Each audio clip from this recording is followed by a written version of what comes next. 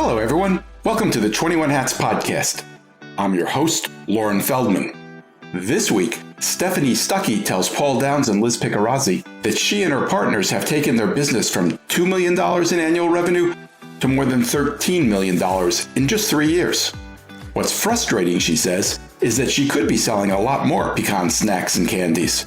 But with production at capacity, she's not doing much sales outreach until they can fully revamp their manufacturing operation, which will require a significant investment. I spend my days doing financial paperwork, Stephanie tells us.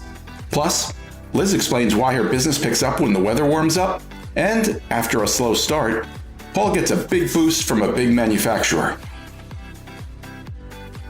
Even in good times, owning and running a business can be a lonely pursuit. Our hope is that these weekly conversations, brought to you by our principal sponsor, The Great Game of Business, will let owners know they are not alone in facing challenges. Same thing with our daily newsletter, the 21 Hats Morning Report, which Inc. magazine named the best newsletter for business owners and which you can subscribe to for free at 21hats.com, where you can also find transcripts of our podcast episodes and lots of other articles and interviews. Joining me this week on the podcast are regulars Paul Downs, who is CEO of Paul Downs Cabinet Makers, which makes custom conference tables outside of Philadelphia; Liz Picarazzi, who's CEO of City Bin, which is based in Brooklyn, New York, and makes trash enclosures and package bins; and Stephanie Stuckey, who's CEO of Stuckey's, which is based in Rennes, Georgia, and makes pecan snacks and candies. The episode is titled, "It's Gonna Take $8 Million in Financing." Welcome to the 150th episode of the 21 Hats podcast. We're here today with Paul, Liz, and Stephanie. It's great to have you all here. And it's especially great to catch up with you, Stephanie. I know you've been busy. How are you? How's it going? I'm doing great. Thank you. I have been busy. It's nice to be back.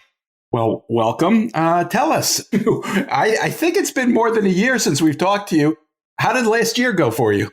So just for background, people who might be newer to the show and not remember the story, I am the third generation of a family business, Stuckey's, founded by my grandfather.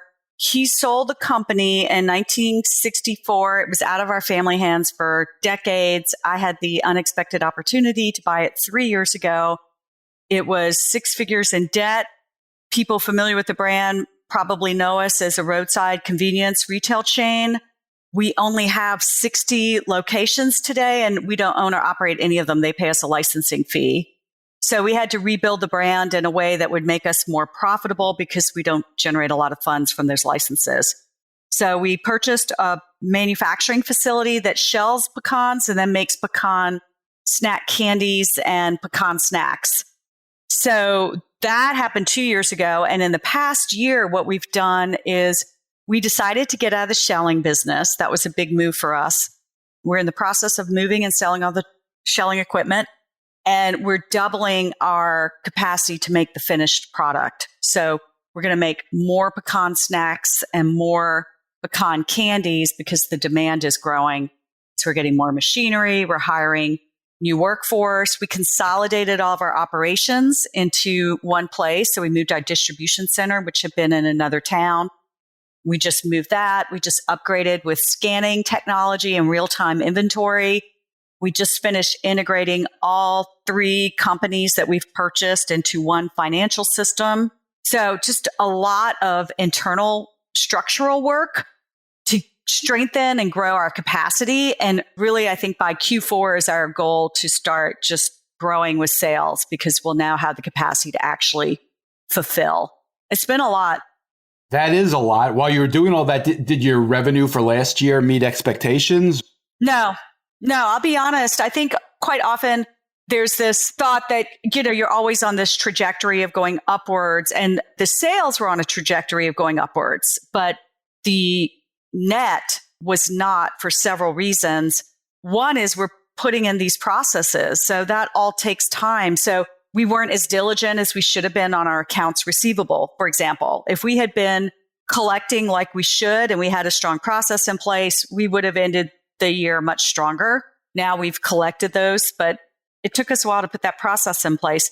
We also gave 3 rounds of pay raises to our workforce, and that was our biggest expense last year. And it was the most important expense because we really had to shore up our workforce. So turnover has gone down dramatically. Workforce satisfaction has gone up. We're doing a lot of work with culture and employee engagement, and all that's paying off. But it takes a while. It takes an investment of money and time and energy to put the structure in place so that you can start growing. What were the companies that you bought? So there's Stuckey's, of course. And then we merged with my business partner, had a snack brand called Front Porch Pecan. So we had to merge his records with our records. And then the two of us jointly bought, like 6 months later, the manufacturing facility in Rennes, Georgia, which includes the shelling operations and the candy operations and a fundraising business. And actually those three entities all kept separate books, were all organized as separate legal entities. So we've had to consolidate all their books. I think too often we read about these mergers in the news and we think it's once you sign on the dotted line and you transfer the paperwork and the finances that it's done. But no, integrating the financials, integrating the culture, integrating the workforce, making sure you're not duplicating roles, or maybe you want some redundancy, making sure people understand what each other is doing. We've had to completely redo our org chart. So it's just, that's taking time. And now that we're really close to having everything in place, I'm excited. I feel like I can start focusing more on sales and less on logistics and supply and HR and finances. I have a question. Yes. The last time you were here was pre-COVID, right? No, I was here during COVID. I'm just wondering how the general disruption in travel and what have you affected the brand. Not really, because people continue to buy snacks and candies. And we've been expanding the channels where you can buy our products. So we're not just distributing to those 60 plus Stuckey's licensed locations. We're now in some 5,000 stores nationwide through distributor networks. So we're in some of the larger chains would be Food Lion, Ingles, Wawa in Florida. We're in some Big Lots, At Home.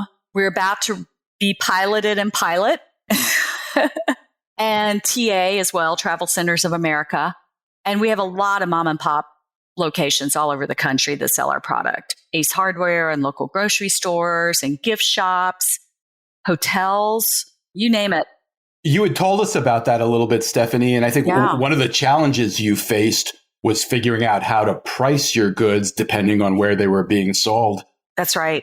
How has that worked out for you? You know, I've learned, and it's a process, that there's different pricing models for different channels. So if you're going through a distributor, obviously you're going to have to alter for distributor pricing.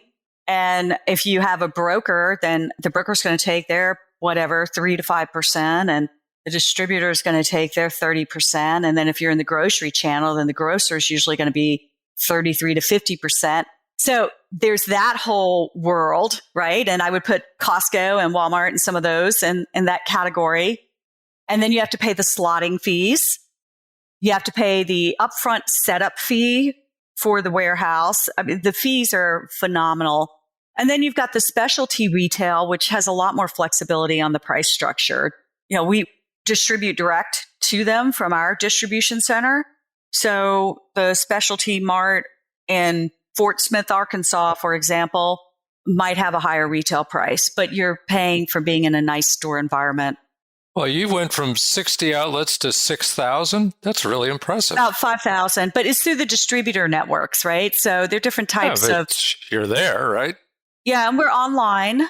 Yeah, it's been, and fundraising too is a huge business for us. Well, it's very impressive.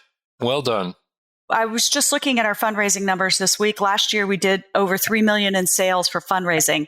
Can you tell us what your annual sales are now as opposed to where you were? Yes. In the past 3 years, we've gone from 2 million to over 13 million. Well, that's fantastic. Yeah. Congratulations. Yeah. But we're really held back. We could do so much more. And that's what's so frustrating is we are not proactively pitching accounts, other than our distributors will do pitches with some large retail chains to get us in a planogram, for example. But we're not out there proactively marketing sales because we don't have the capacity to fulfill orders right now. So you won't see us on Amazon. You don't see us on fair.com, which is for specialty retail, because we don't have the fulfillment capacity yet. So we're trying to scale in a way that makes sense for us so we don't disappoint a lot of customers because they place an order and 5 months later we still don't have the product ready. So I guess that's what drove the decision to stop shelling and to start making more candy. Yeah. Tell us about that decision. Are there risks in that? Do you lose some control by not doing your own shelling? Honestly, after we started delving into it, we realized that the biggest holdback for us was that the facility we purchased had been shelling since 1935, and the community was used to us having a shelling plant there. But shelling operates from October through January. It's seasonal. And we were having to keep this whole facility active. Like, we had all this space that we were paying for, we're paying mortgage on, we're paying maybe not to keep it super chill, but we certainly had to keep it climate controlled. We had some staffers that we had to keep year round because they were so valuable. And we really only used them 5 months out of the year. I'd go see them in the off months and they'd just be sitting around talking, reading the paper all day. And I thought, why do we have you on salary? We really employed them just a handful of months a year. Then we had to train up seasonal workforce every year.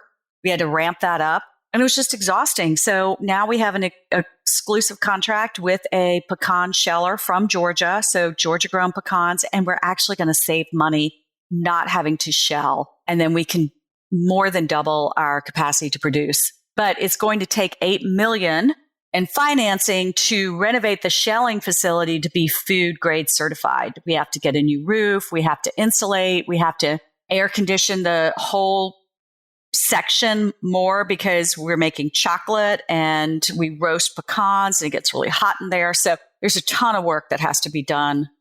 And then we have to buy new equipment and hire up staff. So it's about $8 million. I spend my days doing financial paperwork. How are you going to finance that?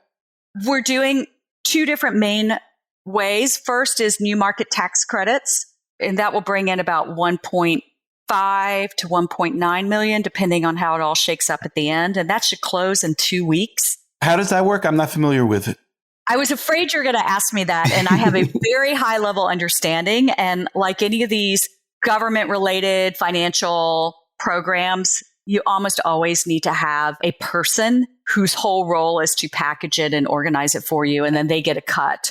So if our guy was on the phone, he could explain it better. But basically, it's a program to incentivize job creation in rural communities or economically disadvantaged communities, often through manufacturing. And they really like agribusiness projects. And the federal government offers tax credits as an incentive. And there's a mechanism by which you can sell your tax credits to third-party entities at a reduced rate. So you monetize your tax credit and you get the tax credit proceeds right away to apply to whatever project you want. And then the entity buying the tax credit gets to use it over a period of years. So we actually get cash with no obligation on our end other than a bunch of reporting, which is why we have a guy who is going to take his cut to manage all of that process.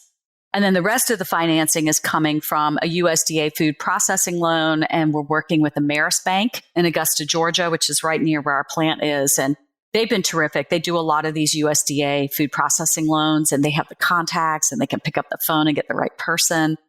And that should close in July. So you've been watching interest rates for some time, I'm guessing. Yes. And that's one of the reasons why we're doing the USDA, because we purchased the plant with a SBA 7A loan, which is a variable rate, and that those payments have been going up. We're paying some of that down, and then we're refining with the USDA loan at better terms. Interesting. Stephanie, if I recall correctly, when last we spoke, you described the way you divvied responsibilities up with your partner as you being primarily focused on marketing. It sounds like you've gotten quite an education in manufacturing since then. Can you talk a little bit about what you've learned about manufacturing and how this has gone for you? Yeah, so it's really been all hands on deck. My business partner remains more focused on the operations end, but you have to understand that if you're going to be a partner And so I spend a lot of time just observing and watching, and I actually work shifts, so I understand the process. And we have an overall plant manager, so he does a lot of that as well. My role still tends to be more external and connecting with resources to help us get the workforce where we need to be. So we've been working, for example, Georgia Tech has a manufacturing program at a sliding scale basis, and they'll come in and they'll help you analyze how you can better do the layout of your plant. I'm better at the big picture thinking. So after working a bunch of shifts, being very much in the day-to-day grunge work of running a candy plant and a snack plant operation, I realized there were some inefficiencies in how we were laying out our equipment and what the workflow was and where we stored our ingredients. And so we all worked together on this, and we're now reconfiguring the workspace. So that's been a lot. Like, how do you have the workflow in a way that maximizes productivity? And so that's one of the things I've been doing. And I'll be perfectly honest, a lot of my time this past year has been building the connections that will help us as we start to grow. So I just joined the National Confectioners Association Board of Directors. That's going to be a big commitment. I also do a ton of keynote speaking events. So I've been traveling all over the country, and I get paid to do that, which has been really nice. And what I started doing was negotiating the pay with, instead of paying me cash, I want you to buy $5,000 worth of Stuckies gift tins for your corporate gift program, which gets our product in front of hundreds of corporate execs throughout the country. And usually the talks I'm giving are to associations and industries that can help advance our name. So I just spoke at a national convenience store conference where there were CEOs of major convenience stores from all over the country. I spoke at the National Confectioners Association twice last year, which was all the players in the sweet and snack industry. I talked to food shipper organizations, trucking associations, economic development associations. So all of that has been helping to advance the brand, and it gives me something to do until I can really start selling. Liz, I think I know the answer to this question, but hearing Stephanie talk about her factory setup, does it give you any thoughts about building your own facility to make your own product instead of outsourcing it? No. It's hard. No, I mean, honestly, I know this is not politically correct, but I really like my factory. In China? Yes. We have a great relationship with them. We've done some, product development. They were a really great partner during the supply chain issues. And as you know, Lauren, I spent a good 3 months a couple of years ago RFPing out our bins to manufacturers in the US. I have to emphasize it was a huge amount of my time. And it came back that on average, we would have to pay 67% more to manufacture here in the US. So no, I don't have an interest in that. I would have if you had asked me 2 years ago, because I really wanted to do that. Like as an American, I would have loved to have been able to do that. And if it was possible, I definitely would have. But we got that ruled out. And, the other thing is that we're manufacturers, but yet we're not. So we're not like a Paul Downs where we're fabricating, individual custom things with, very high skilled laborers. Ours are modular. They're ready to install. They're prefab. So for us to have a very efficient factory that we have a great relationship with is just, I feel really comfortable with that now, having done the research. Yes. If you're not manufacturing now and you think, oh, I'll just do that, you're in for a world of pain. And I think that Stephanie benefited from basically moving into operations that were already up and running. And they needed a ton of work, clearly, but somebody knew how to make the product in the building when you arrived. So trying to go from scratch, very tough. I would also add that we have a factory that's located in the heart of where our main commodity is produced. So it's a different model. Almost every product we make has pecans in it. And we happen to be in the number one state for production of pecans in the country. So it just made sense for us logistically to have the manufacturing sited right where our main commodity is being produced. I mean, it becomes an interesting question. Do you want to locate your business near where the customers are or near where the people who know how to do it are? Because there are definitely clusters of skills in various industries in various places. Mm-hmm. And if you want to locate near the workforce, then the big issue becomes distribution. And Liz, you're about to run into this. If you have to ship all over the country, how do you do the installs?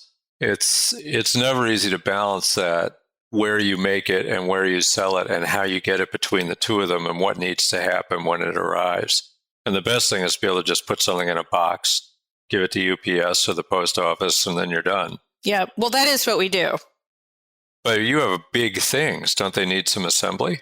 They do, but we have assembly videos. We have really good manuals. We've actually never had a complaint from anybody in California or even Hawaii we've been shipping lately about ability to install. Oh, that's great. Good for you. Stephanie, can you tell us more about those? I think you said 3 raises that you gave to the workforce. Was that driven by turnover or by inability to hire more people or both?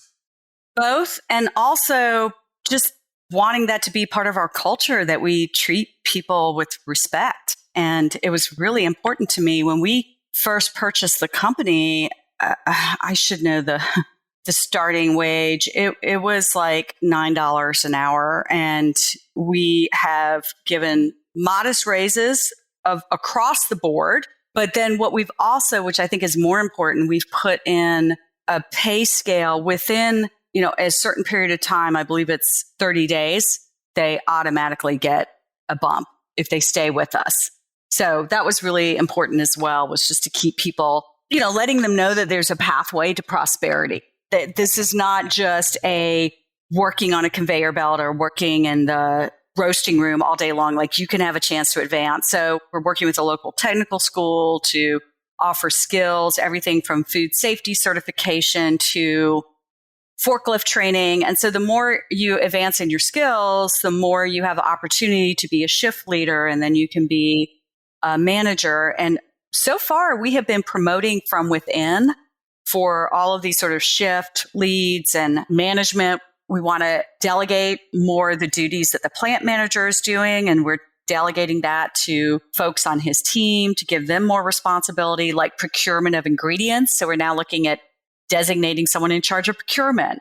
We made one person who was just a really stellar employee. We said, you're now in charge of food safety. Your job is food safety operations. You're no longer working on the plant floor. So just really building a team and building a culture where this can be your career. If you come here, we want you to stay. At one point, you were concerned about an Amazon facility that was scheduled to open. Yeah. Did that in fact open, and has it been an issue? Yeah, we actually have not lost a single employee to Amazon. So we're very proud of that. Are your wages comparable to what they pay? Slightly lower, but people have said we would rather work here because we feel like we belong to a family, really. And we just hired a new staff person, and he's management level, and his role, we're giving him a couple roles, but one of them is working on culture. So he's having one-on-one conversations with every single employee that's confidential, that's going to be anonymized, and asking them, how can we build a better workforce? What do you need to have more workplace satisfaction? Are there any issues, concerns that we need to address? And we just want them to know that this is a place where they can hopefully enjoy their job. I don't know if everyone who works for Amazon can say that. We're in their community. Amazon was 28 miles away. So we employ a lot of people who don't have ready transportation. So quite a few can walk, or they carpool. Wrens, Georgia is tiny. And so we draw from this community where we're based, and they don't have to put, 50 miles a day on their used car that doesn't drive that well. So there's an advantage to being right where they're located. How many employees do you have now? We have 90 FTE. And when I bought the company, we had 9. Wow. 10 times in 3 years. That's a lot of hiring. Yeah. And we expect to add 50 in the next few years with this expansion. But a lot of the expansion is going to be equipment and machinery. So the roles that we're looking for, we now have our machinery, our machine shop and our repair team. That crew is 5 now. So we're getting skilled jobs. These are folks that need to be able to repair high functioning, $300,000, $400,000 machinery. And how are things going with your partner? I believe you have a 50-50 deal. And every time that comes up, some of your colleagues on this podcast, I think, break out in hives just at the thought of having a 50-50 partner. Has it worked out for you? It's worked out great. And we actually have a third partner who owns 10%, and my business partner and I each own 45%. And the new partner owns a marketing firm. His name's Ted Wright, and he's been just incredible asset to be part of our team. Frankly, we needed some money to help with cash flow as we were doing our pay raises. And we said, if we're going to do the pay raises, we knew we need an influx of cash. So we really aren't looking for private equity or anything like that, but more a strategic investor. And so Ted has really been a partner. He came forward with the cash and he's at the table. And even though he owns less than we do, we bring him in on all major decisions, but we just get along great. And we had written up in the paperwork when we had the new guy come on that he couldn't be the tiebreaker if RG and I had a dispute. So we didn't want this person with 10% essentially having the ability to trump our decisions, so to speak. So we structured in a way that the main two entities as far as the decision making are me and my business partner. So how do you make decisions if you disagree?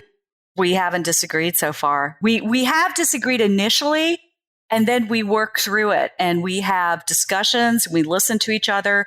And every single time what we end up with is some hybrid of what we each were originally proposing. I've got a question, Stephanie. So if you sold the 10% or brought in an investor partner at 10%, I imagine you needed to have a valuation done. So if you did that, how did that work out? And the reason I'm asking is I'm at that point where I would consider taking on, a lower stake partner, but I know that the valuation would need to happen first. Well, we were fortunate that we had just purchased this other company and we had just merged. All of this happened within a year. And so we had valuations that had already been done. And it was an internal. So it's not like we had, when we did the valuation to merge our companies, we did go to the U.S. Small Business Development Center at the University of Georgia, and they have financial experts who will do valuations for you. They gave us two different people to do valuations, so we had people representing each side. It was really well done. So we already had all of that done. It was fairly painless for us. I will say that there are some resources out there. The Small Business Development Center is in every state, and I found that to be a great resource. Thanks. Check that out. Liz, how's your year gotten started? Has business been good? So I have to say we had a softer Q1 than I anticipated. We were down 5% to last year. We normally get paid 100% upfront or the day of installation. We've had some where people are taking longer to pay. And then we've also noticed that, in buildings getting trash enclosures where there's, let's say, a board of directors or some sort of other decision maker, those decisions are taking a lot longer. So in terms of sales, we're down. Things are warming up a lot the last couple of weeks. When it gets warmer and people spend more time outside, the trash becomes more evident. So we always have a little bit of seasonality in the warmer months. People are spending time outside and they're noticing the trash in front of their homes. So we've had that pickup. I have been spending a lot of time on business development and partnerships. And it really is because there's a couple of areas with our product where we have hit like a limit in what our expertise is. And a lot of it has to do with hardware and locks. So I've been reaching out to a lot of companies that seem to want to potentially sell us some locks, but then the next level up could be doing some sort of partnership.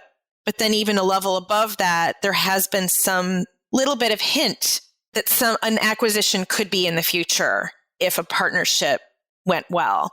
So that's really got my mind engaged. And meaning them acquiring you or you acquiring? Yes.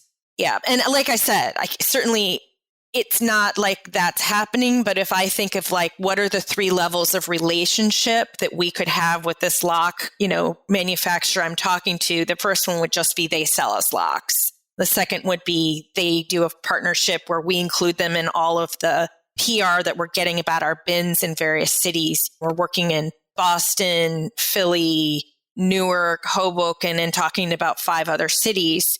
So I'm hoping that with the partnership, they might be interested in really getting their brand out there with us for a very noble cause, which is keeping streets clean. And then a level above that would be potential acquisition. So for this company, I did talk to a couple of the companies, their portfolio companies that were acquired that had been independent, like mine. One of them was actually an EO connection where I have nothing in common with this guy other than being an EO. And, I guess making lockers, that is a pretty big commonality. But I had a great conversation with him. And that got me really excited about, down the line, might this be something I would consider? And I wasn't eager on something like that a year ago, but now I am because we are hitting some limitations in our ability to grow. And I would much rather grow through a partnership than through more debt or taking on investors. You've talked to us about the pilot projects you've had in place with various municipal entities, business districts. Have any of those reached the point where the district has made a decision about whether to roll this out in, greater numbers or? So I think the best city to talk about is New York, where this all got started. And we've been doing 2 types of pilots with the Department of Sanitation. One is with business improvement districts. So we're in 18 of the 76 business improvement districts in New York. The second type is the residential pilot, and that is on a whole entire block of Manhattan, 45th Street between 9th and 10th Avenues. And I actually went there this morning. I go every once in a while to kind of check things out. And we do know that they're not planning on rolling that out.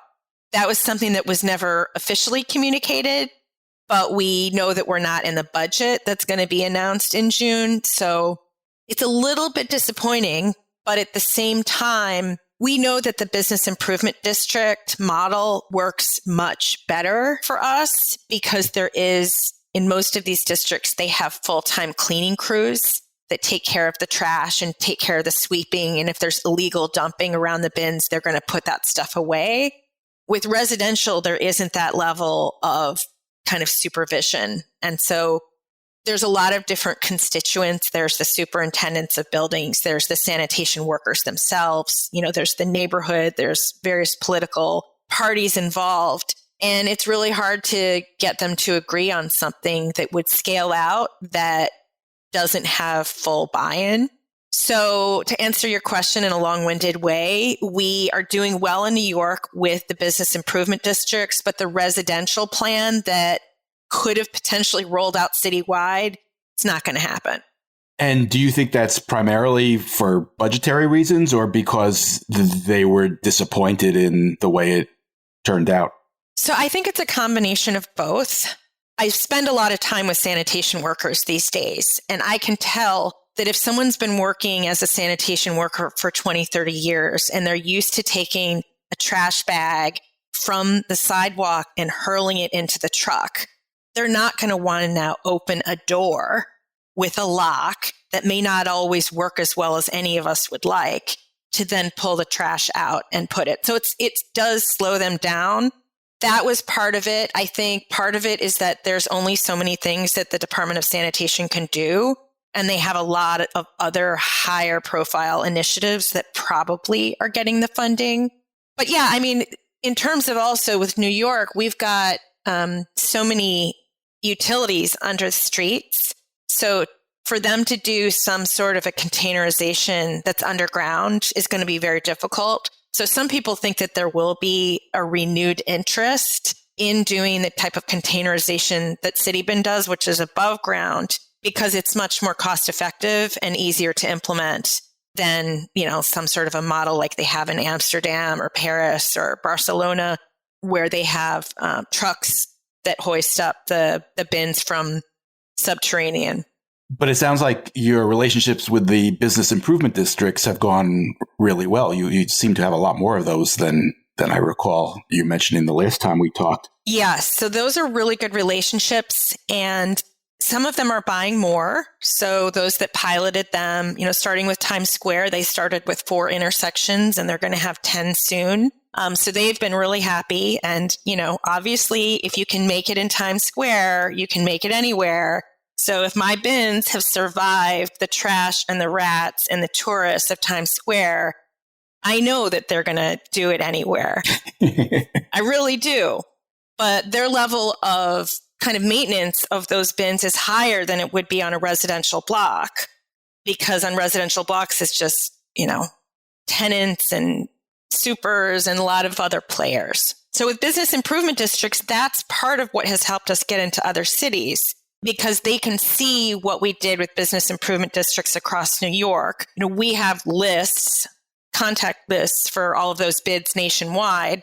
One thing I'm really excited about, it hasn't really rolled out yet, so maybe I shouldn't be talking about it, but I will anyways. Yeah. I know you love that, Lauren. We have always thought there's an opportunity to do group purchasing program with, municipalities or higher ed, or even with some of our existing clients like property managers.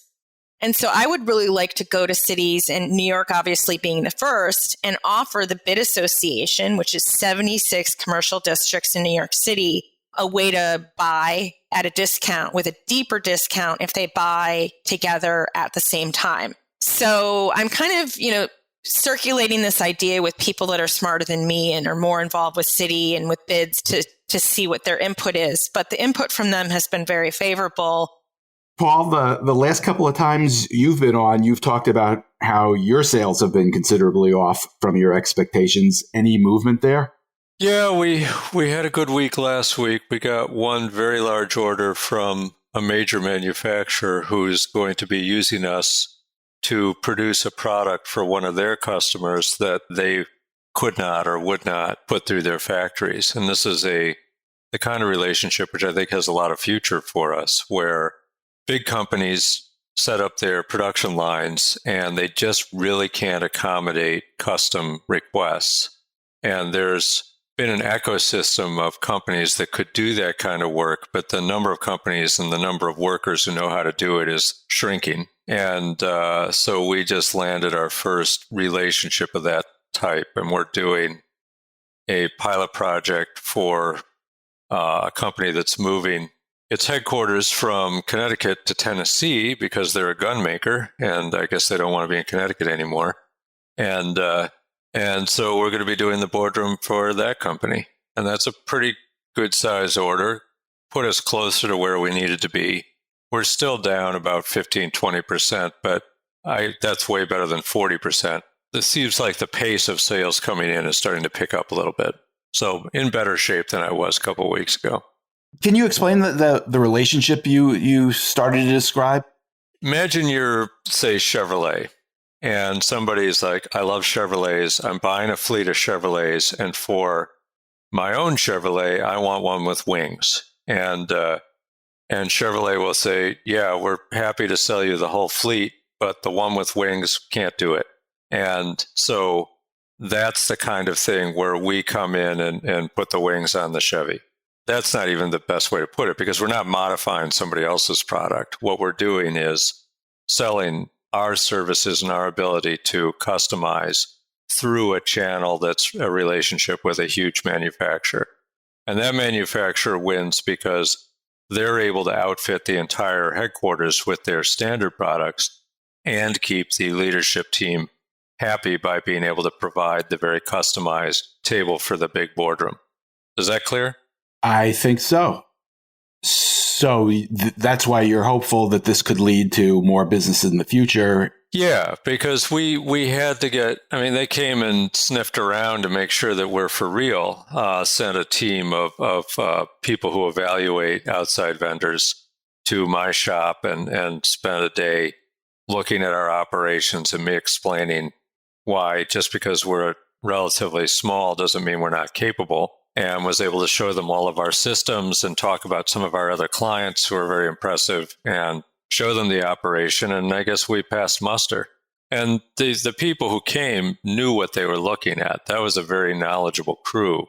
So that was a nice pat on the back for us having assembled a level of skill and also a level of, I would call it sort of systems horsepower, that when you look under the hood of my company, it's not just me trying to juggle a bunch of Excel sheets to run these jobs. We actually have an ERP, and we can interact with the largest organizations in a way that makes sense to everybody involved. And I think that that's a big part of getting qualified for this kind of relationship. And having gotten the first job, of course, I'm emphasizing to my people that this is incredibly important to us, because they told us, the client told us that they get 10 or 15 of these opportunities a year, and they've just been telling their clients to go, can't do it. And so this would be a way for them to be able to say yes, and it would be feeding us very high value projects directly with someone who we're familiar working with. Mm-hmm. I hope it's the start of great things, because I would like to have this kind of relationship with more than one company. And I don't know how those companies feel about that, but there's really no reason why we couldn't be doing business with more people who are in the industry running factories and need some custom. Well, the intriguing thing to me is that this sounds like the kind of client that you are hoping to attract through the big marketing campaign that you are looking forward to unleashing, clients that will lead to, multiple sales and not just one by one. Yeah, it is. Although it's not necessarily what that campaign is aimed at, because there's various different ways someone could say, hey, we want a crazy big table, and where are we going to get it? So it could happen coming from the design team. It could happen coming from, in this case, from a manufacturer that was putting together a huge order to outfit the entire building and just needed something for one room.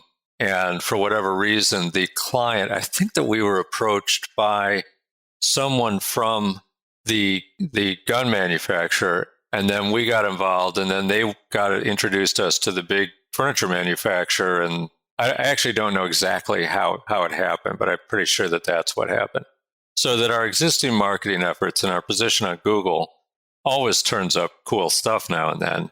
The problem is a lot of times that's one and done. And so how do you turn these singular opportunities into ongoing relationships? And that's just a trickier thing. So we'll see how it all plays out. But the first thing is to make this table and do a great job on it. Mm-hmm. I think it's brilliant. I think it's an amazing model. And, you're also helping them look good to their client, because they're able to offer something beyond what they normally would do. Yeah. And one of the nice things is that they're not pretending they're doing it. So the client knows that we exist and knows the name of our company, and they've been working directly with my people. And what we've found in the industry is that there's often the people in between us and the final user don't really want to reveal that we exist. And that's a problem, because then we're just being commoditized. And it's much harder for us to do the kind of job we want to do if we can't be in regular contact with the end user, because they're the ones who understand their own problems.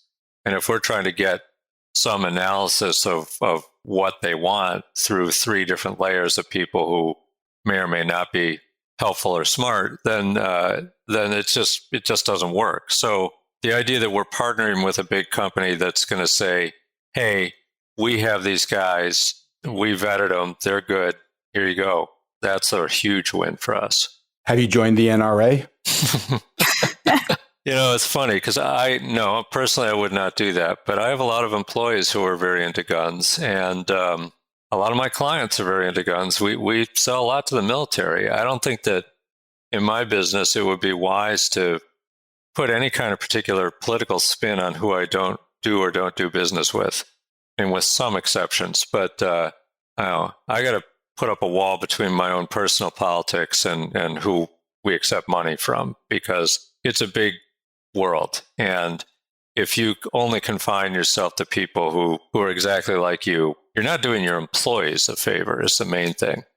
If we're limiting the growth of the company because I'm on my high horse about this or that, then it just limits the opportunity of me to either retain and pay my people or attract new people and grow the company. Amen to that. Yeah. You know that famous quote by Michael Jordan says Republicans buy sneakers too? Yep. We can get political. And I have a background where I served 14 years in the Georgia legislature as a member of a political party, but you will not see political posts on any of my social media because I represent Stuckey's now, and I want everyone libertarians, independents, Republicans, Democrats. As long as they have money, they're welcome. Here's the other thing is that we've been dealing with all kinds of people for years, and I've had a million phone calls with some person who I'm pretty sure would disagree with me on a lot of things, but we always find a lot to agree on too. Yes. The makeup of the average woodworker is very different from me. And I've got great relationships with all kinds of people in the industry because we're all in it together. And I think it's a hopeful sign that, okay, you got a huge country, a lot of people in it, a lot of different beliefs. There is a way to get along. And one way is to just do the business and let that be the thing that draws you together. And that kind of keeps the rest of it from getting out of hand. So I think it's really important that everybody decide to do business with everybody they can and not turn their nose up at any particular position for whatever reason. And that's a bad idea. Well, actually, I also think it's a healthy thing for the country at large. I mean, I like to think, maybe I'm humoring myself, but I like to think doing what we do here is a way to bring people together who disagree on a lot of things, but see some commonality in, trying to build a business. And the more conversations like that get started, the healthier it is for everybody.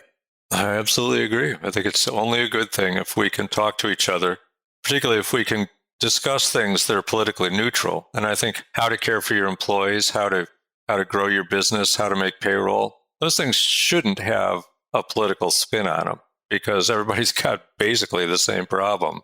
How do I satisfy customers? How do I find more? How do I get money? And how do I spend it?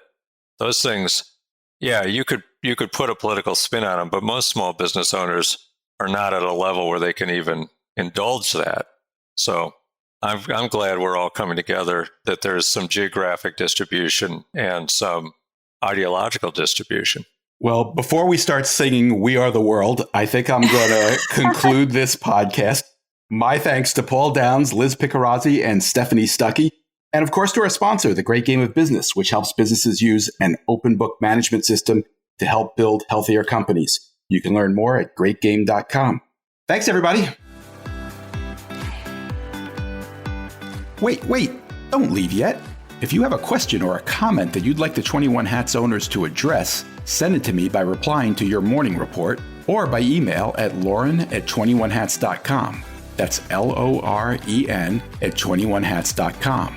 Do it now before you forget. And don't be afraid to tell Jay what you really think. He can take it. And if you got something out of this conversation, help us reach more business owners. Tell a friend. Subscribe and review us wherever you get your podcasts. Follow us on Twitter. Subscribe to the Morning Report at 21hats.com. This episode was produced by Jess Thuberon, founder of Blank Word Productions. Okay, now you can leave. Thanks for listening, everyone.